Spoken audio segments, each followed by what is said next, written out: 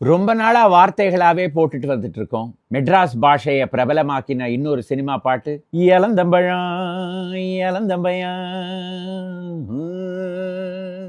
இது தேனாக இனிக்கும் பையன். அந்த பாட்டை மறந்து விட முடியுமா?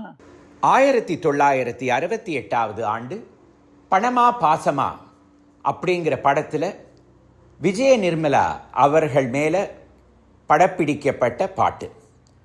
கவிஞர் கண்ணதாசன் அவர்களுடைய வார்த்தைகள், கேவி மகாதேவன் அவர்களுடைய இசை, எல்லார் ஈஸ்வரியின் மயக்கும் குரல்.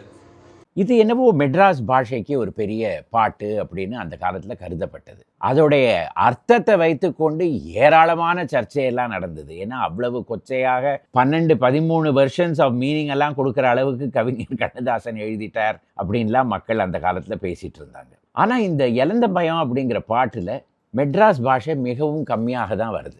சைஸு, இஸ்துகின்னு, துன்னலாம் இப்படிங்கிற வார்த்தை 2-3 தான். முக்காவசியும் அது கிளாசிக்கல் தமிழில் எழுதப்பட்ட பாட்டு தான்.